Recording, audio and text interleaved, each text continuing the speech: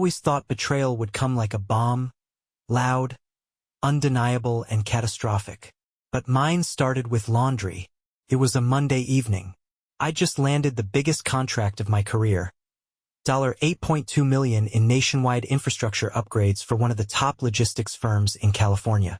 My boss, Jake Hudson, would finally see me as more than just his top systems analyst.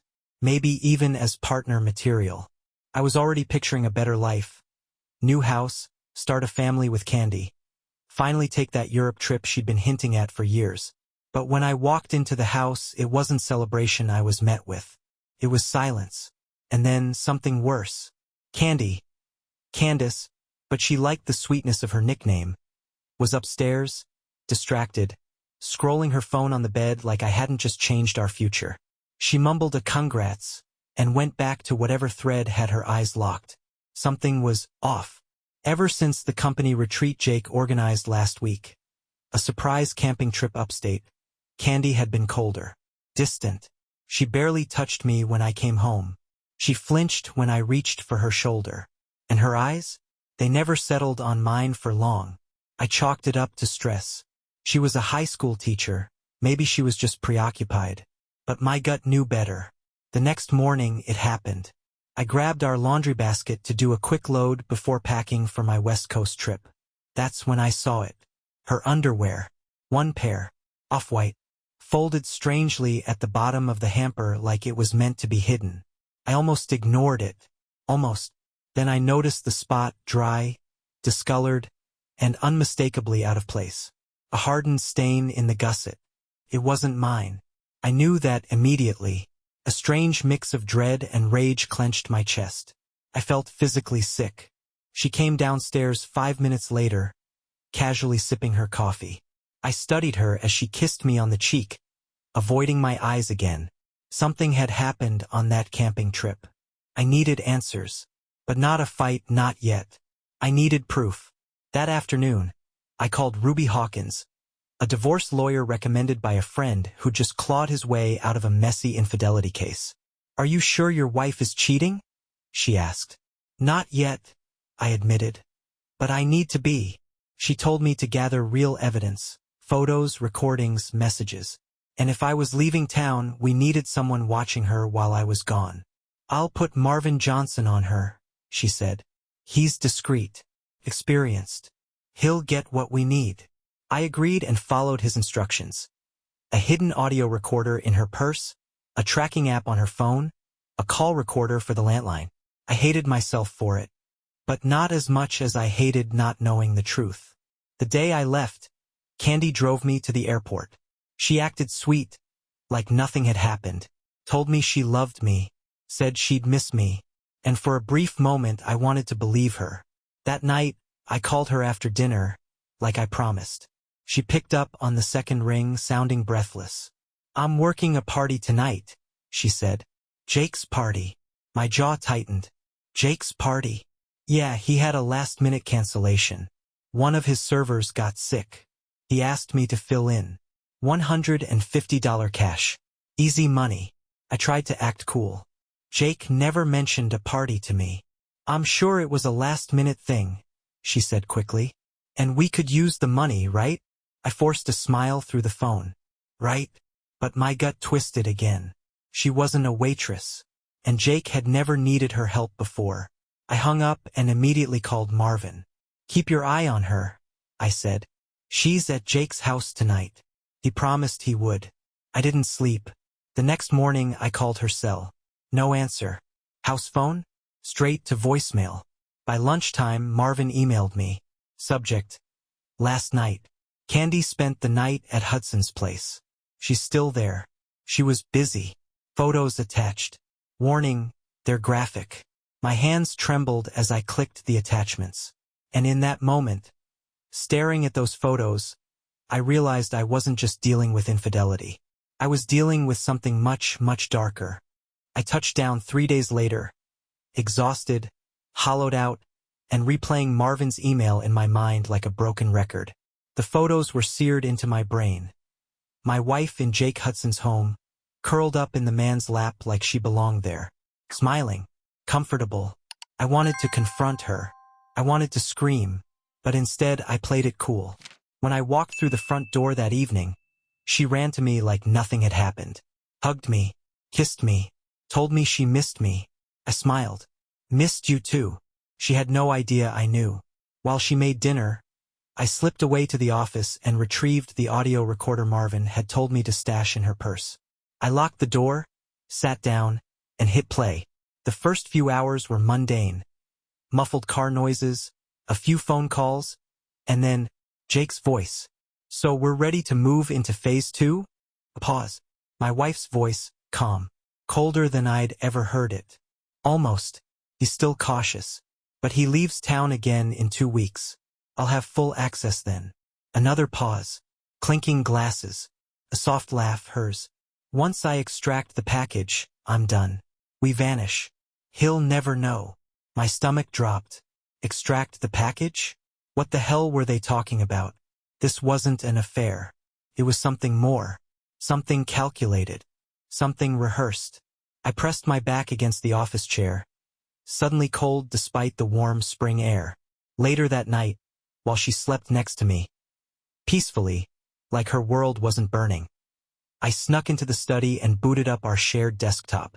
We mostly used it for finances, calendar stuff, family photos. But tonight, I was looking for something else. I started with her email. The obvious stuff was clean. But then I dug deeper. In the drafts folder, I found a string of unsent messages, half-written, and full of strange, almost nonsensical phrases. The keys open when the Monarch signals. Secure at 7. Phase complete by 0400. Another. Timeline aligned. He believes the cover. Maintain posture until phase 2. Copied them. Saved everything. That's when I noticed the bookmarks bar. Hidden folder titled Research Notes. Inside were PDFs, engineering schematics, server architecture diagrams, network security protocols. They were from my company. Proprietary, confidential, stolen. I felt a buzzing in my ears. My wife hadn't just cheated. She'd breached corporate security. Through me. The next morning, I met with Marvin in person. We sat in his car outside a quiet donut shop, neutral ground, just like he preferred. I traced a payment, he said, sliding a folder across the center console. From Jake Hudson's personal business account to an offshore fund in Candy's name. Cayman Islands. How much? First payment was $15,000. Second, $30,000. Last week, $60,000. I stared at the numbers. My mind reeled. What the hell is she doing? I asked quietly. Marvin shrugged. You're not married to a gold digger, Tim. You're married to an operator. I left the meeting numb. Drove home on autopilot. Every smile, every kiss, every whispered I love you was a lie. That night, I knew I had to look deeper. I waited until she left to go meet a coworker for drinks, and started tearing through our bedroom. The closet. Empty. Under the mattress. Nothing. Then I remembered her vanity drawer. Locked. Always had been. She claimed it was for privacy. I'd never pushed. But tonight I did. I popped the lock with a screwdriver, careful not to damage the wood. Inside was the usual. Makeup, perfume, some old photos, and then at the back, wrapped in a black silk scarf, I found it. A flash drive. Matte black. No label. Except for one word, etched into the side. Monarch. I held it in my hand for a long time, like it might burn me. Whatever was on it, this was the key. I wasn't just living with a cheater. I was living with a liar. And now I had the evidence to prove it. The word Monarch glared at me like a warning label. I stared at the flash drive for what felt like hours, debating whether I should even plug it in. I'd heard of people stumbling into things they weren't meant to see. Classified files, corporate scandals, even government secrets. I used to think that kind of stuff was just in movies. Now it was sitting in my hand, hidden in my wife's vanity. Candy wasn't just hiding her affair. She was hiding something bigger. I waited until she was gone again. This time a supposed teacher planning dinner across town, and locked myself in my home office. I didn't use our shared computer. I pulled out my old laptop, the one I hadn't touched since grad school, wiped and isolated from the home network, just in case.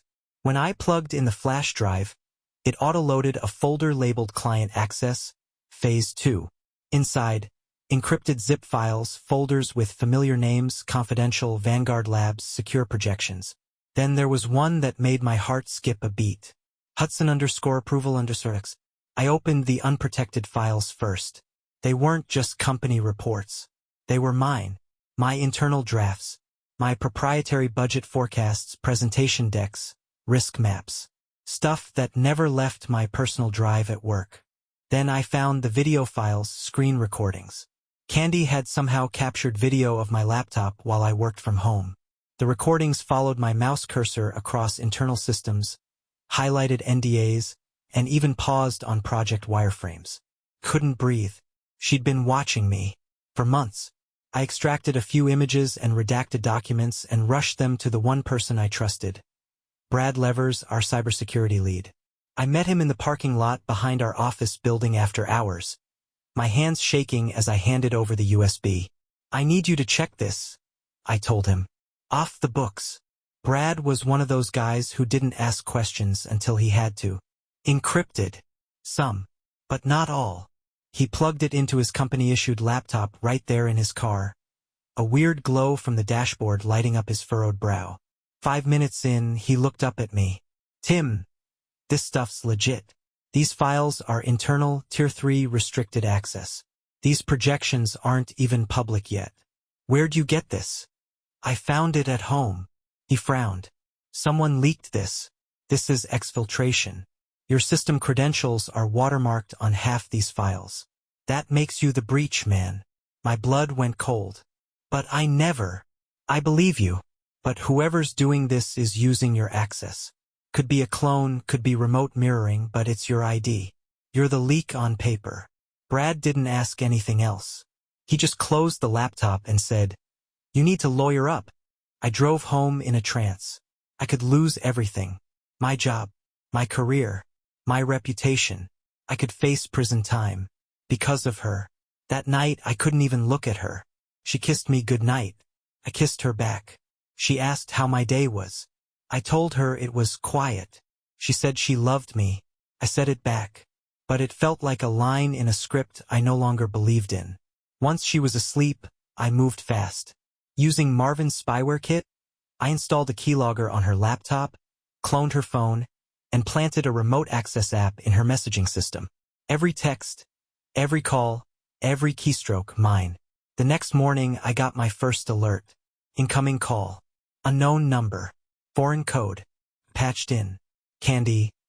Monarch is in play. Yes, the shell's open. He's completely blind. Voice on the other end. Accent clipped and sharp. You have 1 week. If he discovers anything, terminate. You understand. Candy. I can manage him. He trusts me. He trusts me.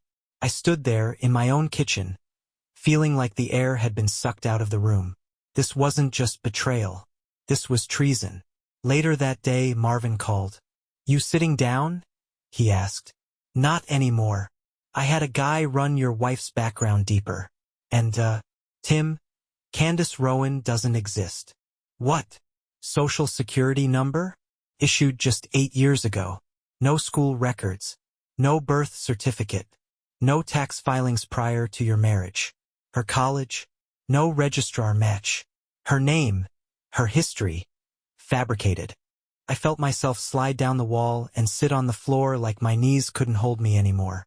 Who the hell did I marry? I whispered. Marvin paused. I don't know, man. But whoever she is, she's not your wife. At this point, I wasn't married to a person. I was married to a ghost. After Marvin's bombshell, that Candace Rowan didn't exist. I tore through every record I could get my hands on. School transcripts? Gone. Employment history before 2017? Non-existent. Her so-called alma mater in Oregon? The university had no record of a C. Rowan or anyone with her supposed major. Her identity just started 1 year before I met her. I thought I'd married a high school teacher with a passion for kids and a soft spot for vintage novels. Instead, I married someone who appeared out of thin air, whispered, "I love you," and then siphoned state-level secrets out of my laptop. Marvin ran the alias through his intel contacts, and that's when the real story began to crack open. "She's tied to a shell company," he told me. "Global Leoron. Never heard of it. They operate out of Switzerland, but the money's moving through 3 LLCs in the Cayman Islands and 2 in Cyprus. The paper trail is like something out of a Bond movie." "Are they legit?" "On the surface.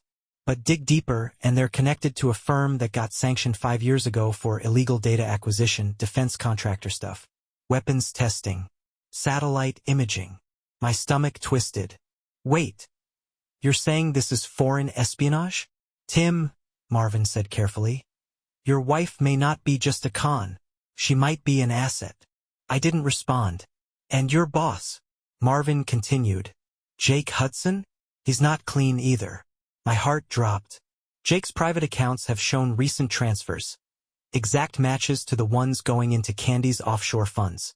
I'm talking amounts like $150,000, masked through dummy invoices labeled consulting fees and strategic partnerships.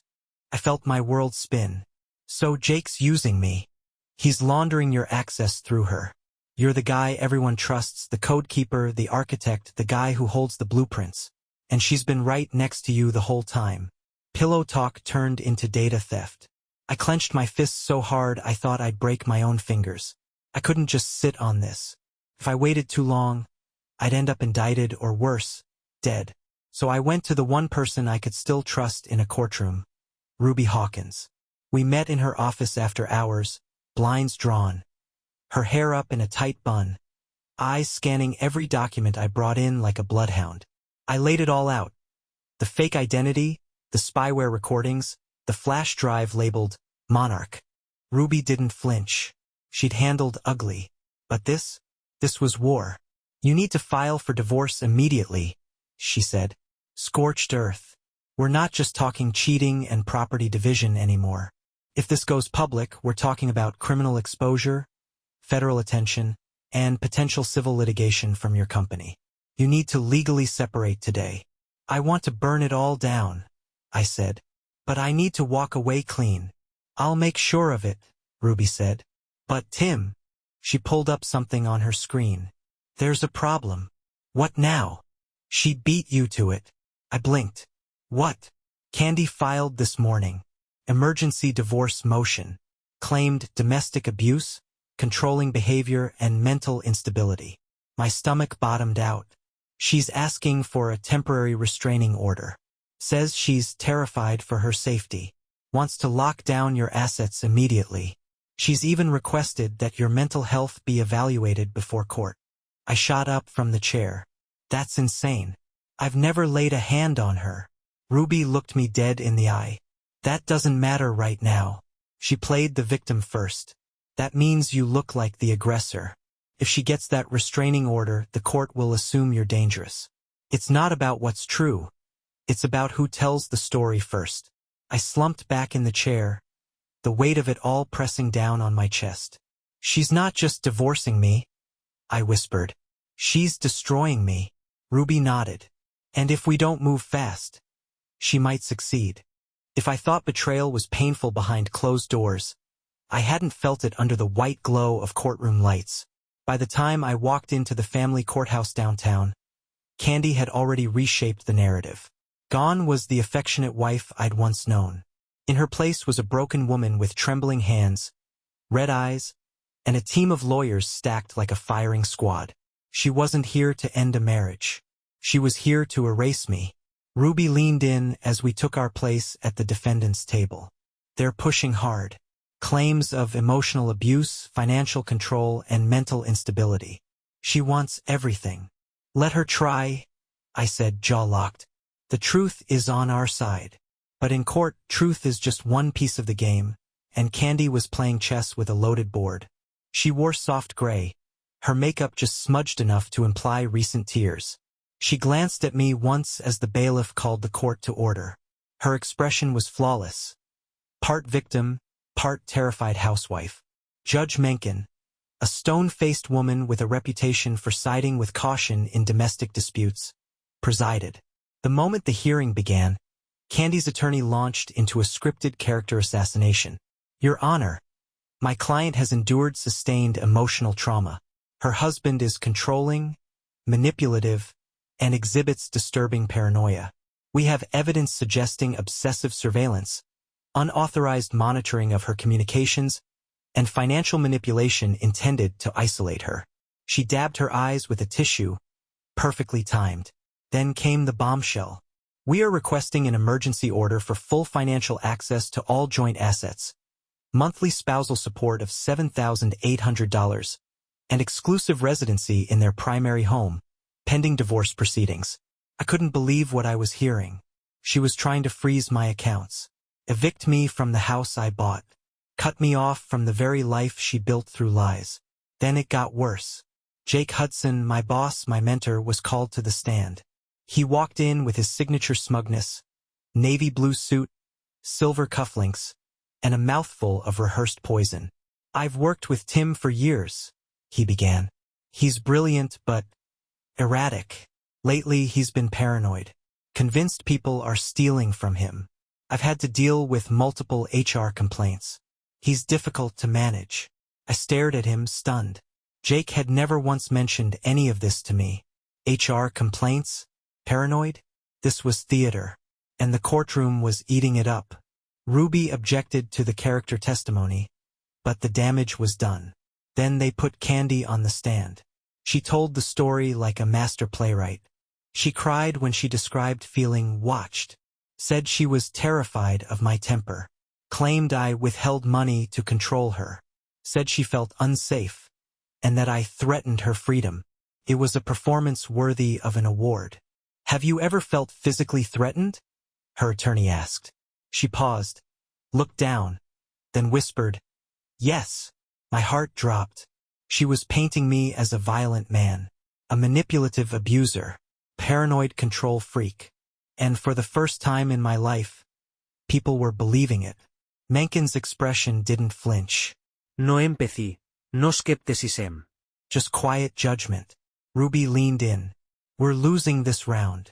But we have the recordings, the flash drive, the audio, and none of it's admissible yet. We need context. We need something irrefutable. I clenched my fists. Then we need it now. During a break, I stepped outside, pacing the hallway like a caged animal. That's when Marvin called. I've got it, he said. Surveillance fautage. From Jake's house. Night of the so-called emergency party. My ears perked up. It shows Candy arriving at 7:13 p.m., not with catering gear, not dressed for work. She's in a cocktail dress. No name tag. No trae. She walks in, kisses Jake on the cheek, and pours herself a drink. And when does she leave? She doesn't. At 2:45 a.m., Jake walks her out, in his robe. I exhaled like I hadn't breathed in hours. Email it. Now. I need it in court in 10. We rushed back inside, Ruby prepping her laptop, scanning the footage frame by frame as I prayed Mencken would give her a shot to use it. But just as Ruby was about to stand and enter our defense, the doors to the courtroom burst open. Ruby's paralegal sprinted in, whispering something into her ear as Ruby's expression shifted from tired to electric. She stood up, interrupting the proceedings mid-sentence. Your Honor, she said, her voice cutting through the courtroom like a gunshot. New evidence has just come to light. I respectfully request the court's immediate attention. Mencken scowled. This better be good, counselor. Ruby didn't blink. It is. What we've uncovered changes everything. The courtroom went silent as Ruby connected her laptop to the overhead screen. Your Honor, she said. This flash drive, marked Monarch, was hidden in Mrs. Rowan's personal drawer. On it is sensitive, encrypted data stolen directly from my client's company. The metadata traces back to a compromised Department of Defense contractor currently under federal investigation. Gasps rippled across the gallery. Mencken narrowed her eyes. Are you saying this is no longer a civil matter, counselor? No, Your Honor, Ruby said. It's a matter of national security. For the first time, Candy's expression cracked. Her perfectly curated mask slipped, only for a second, but I saw it. That flicker of panic. The microsecond of oh no, it's all unraveling. Jake Hudson bolted upright in the back row, whispering furiously to someone on his phone. Mencken adjourned the hearing for review. Ruby whispered to me, "That bought us time. Now go home. Pack a bag." Because the next move isn't in a courtroom. It's in a federal briefing room. An hour later, we weren't sitting with Ruby anymore. We were sitting across from two agents from the Department of Homeland Security. One of them, Agent Reed, looked more like a tired accountant than a federal investigator, but his voice was ice-cold steel. "Your wife," he began, "is not who she says she is." "You mean her identity is fake?" I said. "No," he replied. "I mean everything is fake." They laid it all out. Candy, real name still unknown, had been flagged by Homeland nearly 3 years ago under suspicion of economic espionage. Her shell employer? A front. Her degree? Forged. Her citizenship? Questionable. And that flash drive? Encrypted under military-grade protocols, Reed said. It contains schematics for secure server infrastructure, projections related to satellite-linked networks, the type of intel only defense contractors should have access to. How'd she even get it? Reed turned to me. "You, Mr. Bishop, you gave it to her, without realizing it. She accessed your company laptop via screen mirroring, monitored your keystrokes, and copied your credentials. You were the perfect target, loyal, quiet, and trusted. You were the backdoor." I leaned back in my chair, nauseous. "And Jake Hudson?" Reed gave a dry smirk. "He's being watched. And me? Am I a suspect?" Reed's gaze hardened. "Not yet, which is why we're telling you this now. You're a witness, for now, but tread carefully. You're living in the same house as someone under international surveillance. If she suspects anything, you could be in danger. Do not confront her," the second agent added. "We're preparing an extraction protocol. We'll contact you when it's time." But I didn't wait. Couldn't. That night, I went back to the house. I don't know what I was thinking. Maybe I just needed closure. Maybe I wanted to see if it was all real. I went straight to the closet, the one place Candy always kept locked, claiming it was just storage. I pried open the back panel behind the shoe rack. What I found wasn't storage. It was a compartment. Inside, a slim black passport, one I'd never seen before. Different name, different nationality. 3 burner phones, each with foreign SIM cards. Stacks of cash in euros, pounds, and unmarked US bills.